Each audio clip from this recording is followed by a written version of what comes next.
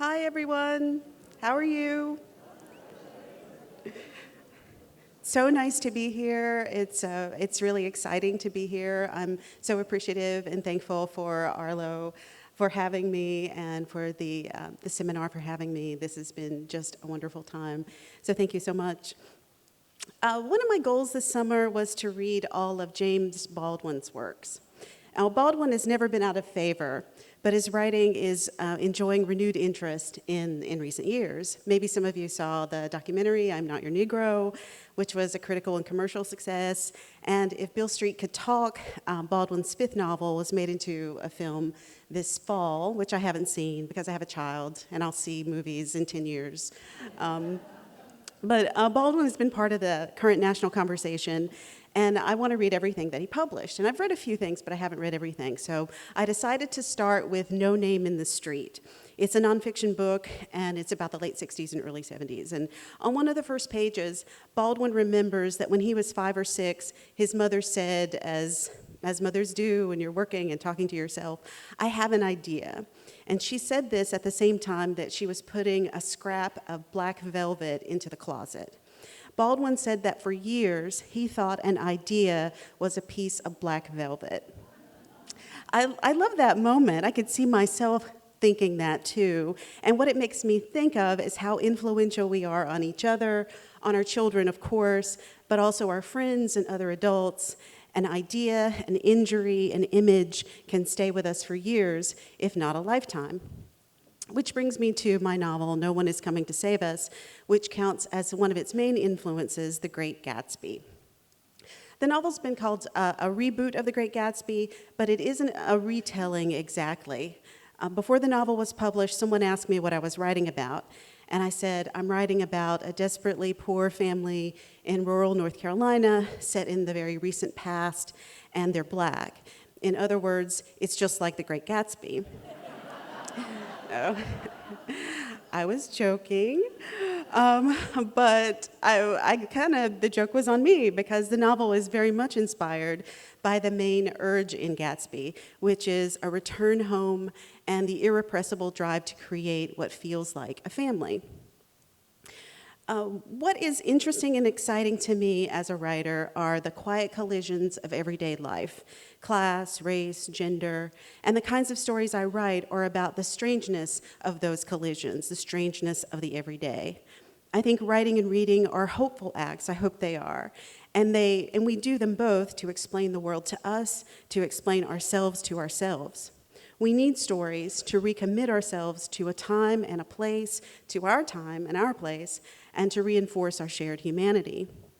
We are all here on the planet at the same moment, and to me it's fascinating and illuminating to fill in the gaps of what we know about each other. No One Is Coming to Save Us is about that everyday, the domestic, and mostly about the sphere that women know. I don't think that F. Scott Fitzgerald's intention at all in Gatsby was to write about race or to write about women in particular. And in fact, he said in a letter to his editor, Maxwell Perkins, that he probably should have written Gatsby from the point of view of the women because it might have sold better. But Fitzgerald was writing about the striving outsider. Gatsby's a story about loving the rich while at the same time rejecting them before they reject you. It's a story about trying to love who you are, but about the desperate lengths and depths we go to be somebody else and to finally not be the outsider. But most of all, Gatsby is about the seeker's earnest attempt to find a place in a changing world. My book showcases women like me, like my mother, like my grandmothers, women who felt trapped by their ignorance of the world, by their own bodies, by the rule of men. My women aimed for escape, not necessarily from their literal geographical space. These women are the ones who stayed in the South, but they wanted to escape the confines of their history and their own thinking. Many things about Gatsby feel like Baldwin's scrap of velvet to me. Like most teenagers who read the novel, I was smitten with the parties, the glamour, the beautiful people, the love story, the idea that someone would remember you, would come back for you, no matter how long it took or no matter how far away you were. But what stuck with me about the novel is the language, about the great longing of the characters, about their desire to forge their own American dreams. Jay Gatsby becomes a new person. He shed all vestiges of his former life. He is no longer Gats, he is Jay Gatsby, man without a past. The women in the book can't reinvent in the same way, but they are no less complicated and strange. And I'm interested in their stories, in the stories that weren't told, and about the women in particular. These mostly silent objects of desire, what does the American dream look like for them, and how do they create it? In one version of the American dream, we get to erase the past, who your parents are, what they didn't have, where you come from. In this exciting America, we are in a state of becoming. The problem that Jay Gatsby discovered too late is that the second we blot out, cover over, or ignore the past is the same second that the past takes on a new significance. What the past means then becomes even more important.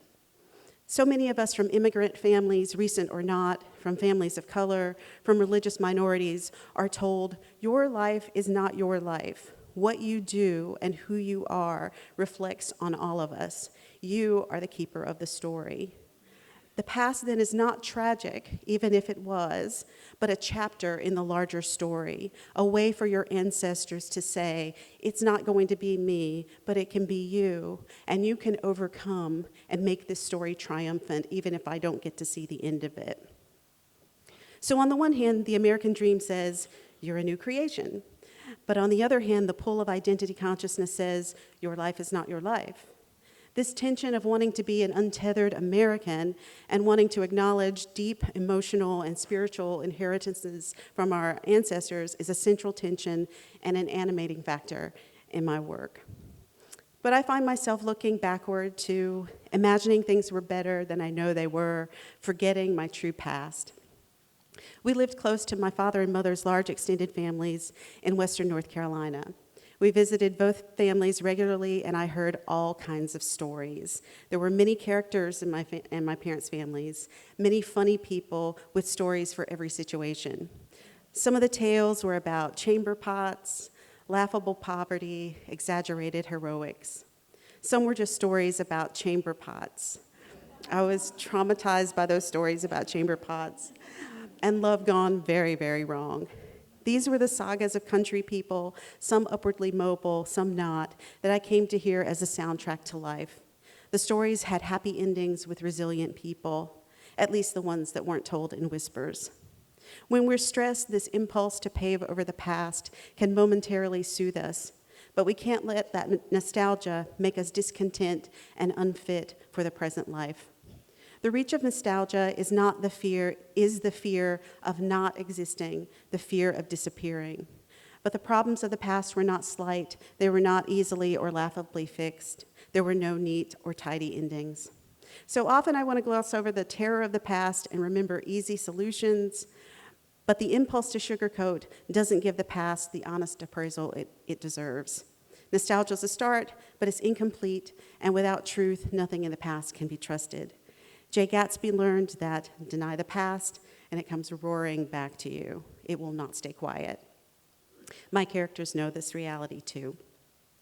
So I just want to read a very short excerpt from the book, and I thought I'd read from the beginning. I was trying to think of something that could be encapsulated in the time period, but I think maybe the beginning will give you some sense of what the book is about and what its aims are. The house he's building is done mostly. All that's missing now is the prettying, stain on the sprawling deck, final finishing inside. At least that's what they say. This house has been the talk of our small town. Not much happens here, but the same. A 13-year-old girl waiting for the baby her mother's sorry boyfriend gave her. The husband we wanted to believe was one of the good ones, found out to be the worst kind of cheater, with a whole other family 2 towns over. The same stupid surprises, the usual sadnesses. But this thing is strange. The boy we all saw grow up came back to us slim and hungry, gaunt, like a coal miner, with money. J.J. Ferguson made it. The poor child who lived with his grandmother, dead for years now. The ordinary boy we all fed when he wouldn't leave at dinner time, looking like he was waiting for somebody to ask him to play. We had no idea. JJ was the newest resident on Brushy Mountain Road.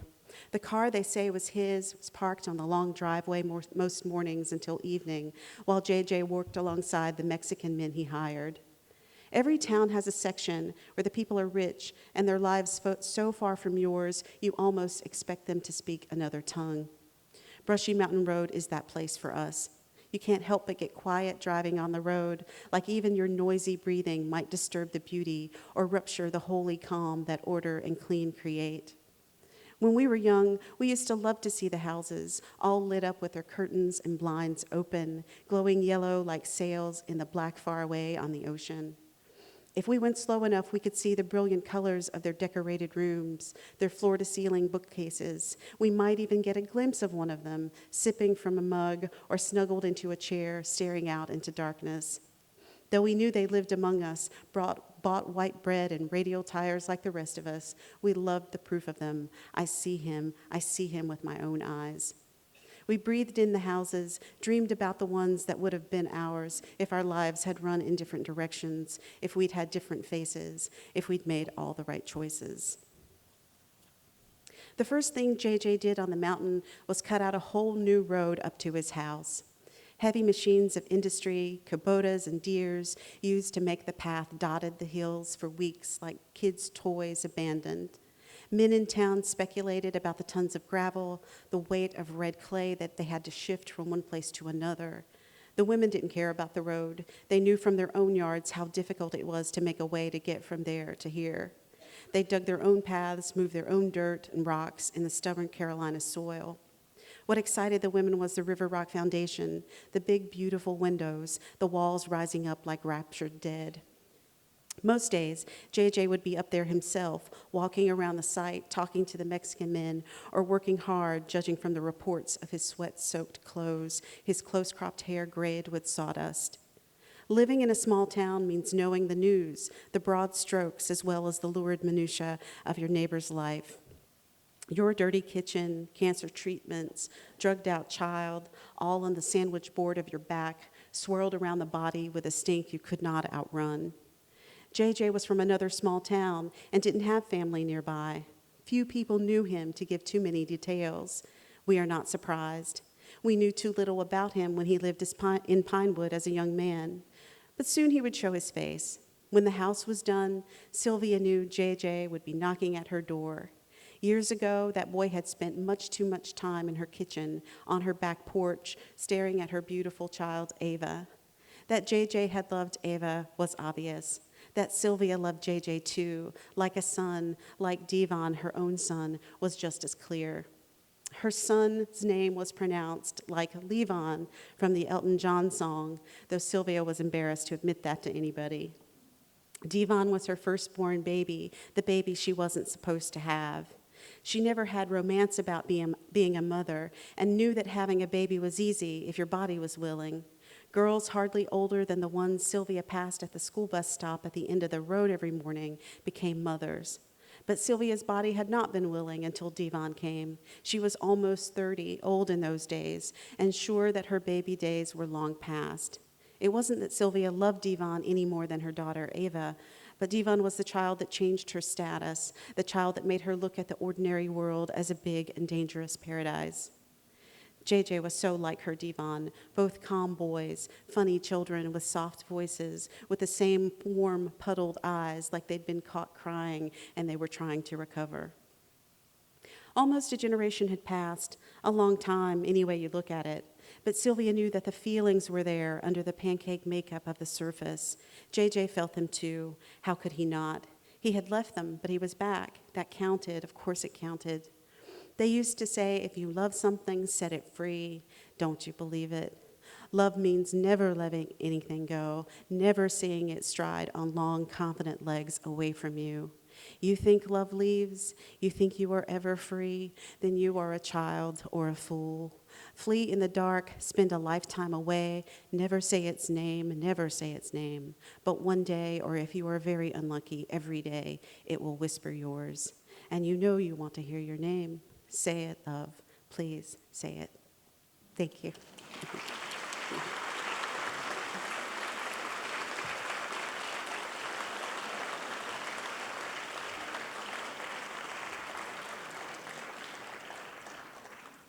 I am happy to chat. Yes.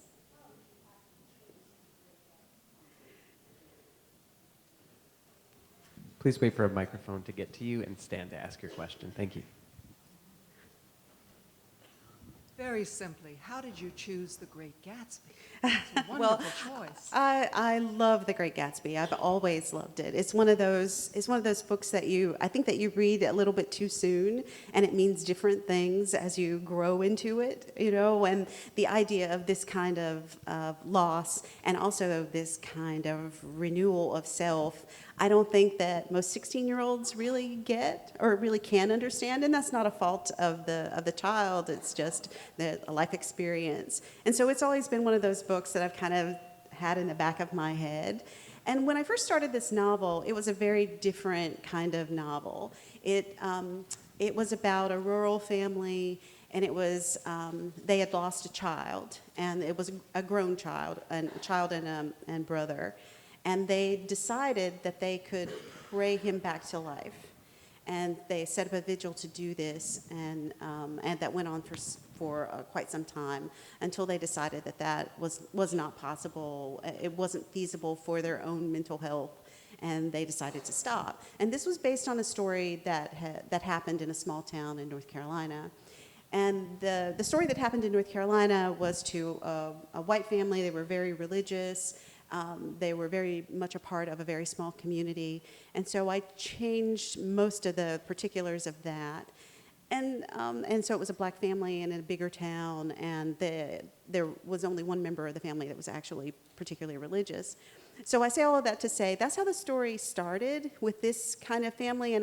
And when I gave it to a friend of mine, she said, "Is he going to come back?" When I gave it to her to read. And she said, I kind of thought he was going to come back, that the child would. And I thought, there was nothing about the story that was supernatural. There was nothing about the story that had any magical realism. So I was surprised at that reaction, that the child who had died would come back. And I thought, well, maybe that's what I'm getting at, that this is a story about a return, that this isn't a story about the moment when your life cracks open and falls apart, but maybe it's a story about grief and how you deal with that and how you reconstitute yourself. And then when I started thinking about a return, I started thinking about someone coming back to the community, and I thought, well, why would somebody come back? And it's for love, for family, and for the only kind of foundation and stability that he had ever known. And so then I thought, Gatsby. That's a long way to get around that. Thank you.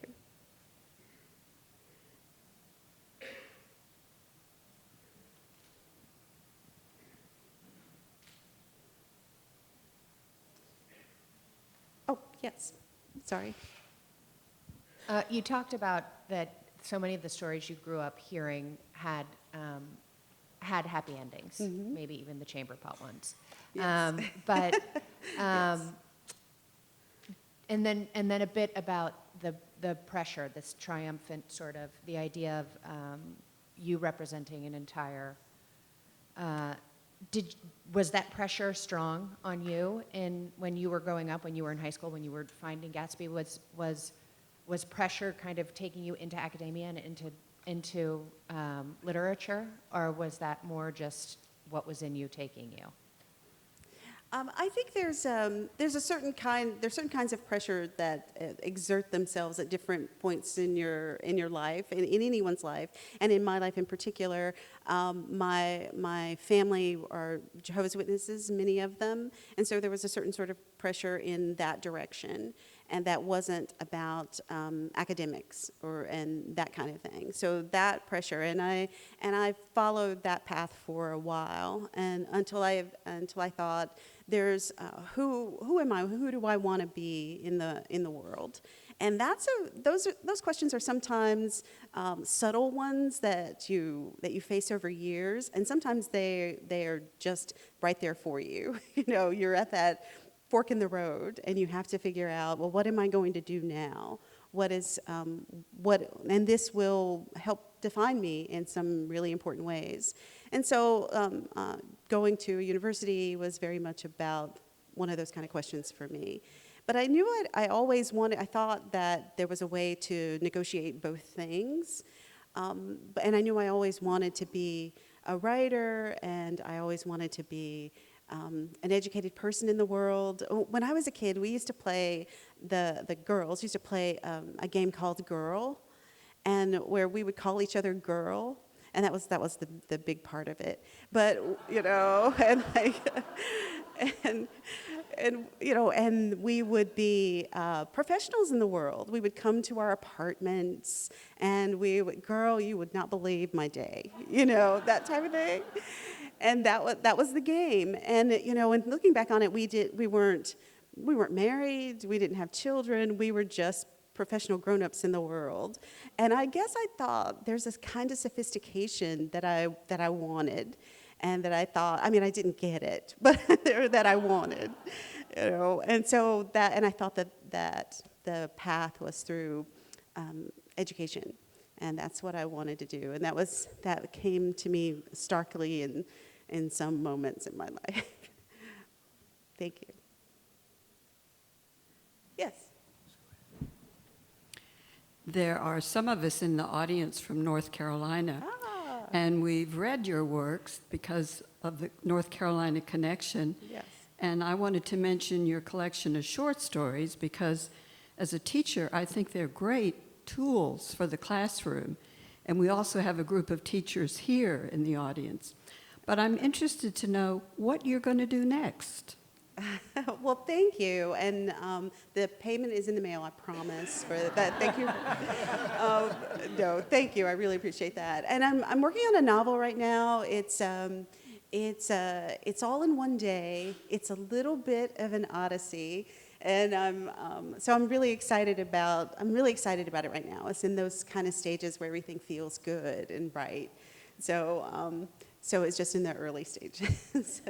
But yeah, and I'm always working on stories. I kind of shift back and forth. I know some of you may do that too. If I'm stuck in the novel, or if I feel like that I don't really know what's going on in it, I think maybe I need a little bit of a rest. Maybe I need to think about what I'm trying to do and shift to a story. So I'm always writing stories too. But thank you.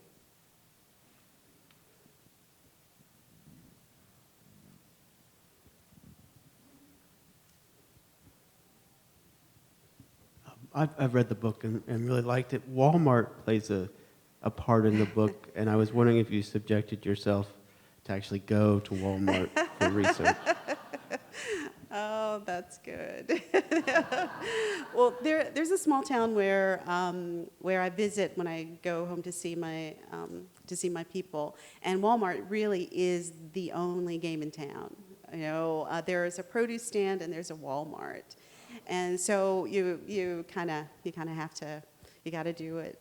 You could go to Hickory. Anybody, North Carolina people, I'm sure know Hickory. That's a bigger town. It's about the 16th largest town in North Carolina, and that's a town with other kinds of grocery stores. But yeah, I did. I know it from experience. I've done that research. Maybe one more? Right there.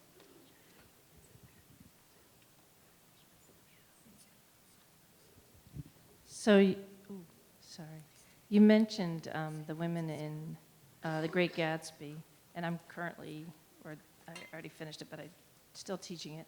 And so tell us, what are your grown-up thoughts on Daisy Buchanan and Myrtle?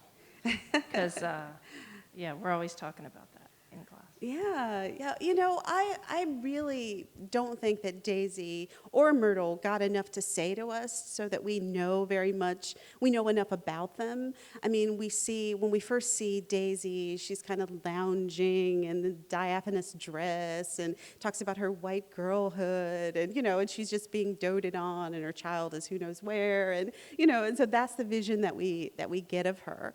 But I think that there's more to her that maybe could have been pushed. And I mean, it's not her book, so I'm not faulting Fitzgerald for that necessarily, but I think there's more to her than meets the eye.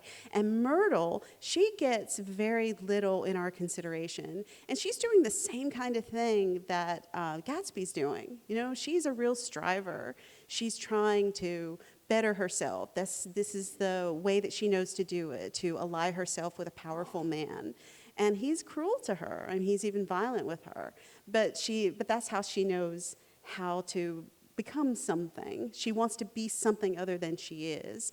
And the route that she takes, I mean, I don't condone it, but I understand it. It's the only one that she knows. So I feel like that when Gatsby called the Buchanans careless people, I think that he wasn't entirely focused on Daisy, and certainly not on Myrtle. But one of the things that I ask my students when we do Gatsby or when we talk about Gatsby is what they remember about Gatsby. And what do you guys remember about Gatsby?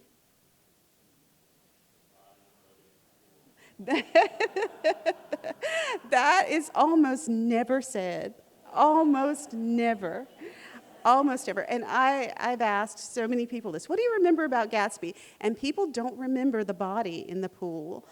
They don't remember the kind of flap of Myrtle's breast in the middle of the road. They don't remember those things. They remember the things that Fitzgerald does up in a big way that feels like a Keats poem. The parties and the guy who's hired just to juice, at the party, and the magnificent clothes and the love and those kinds of things. And I think in some ways it enacts a kind of nostalgia about a time and a place, which I think is really exciting and interesting.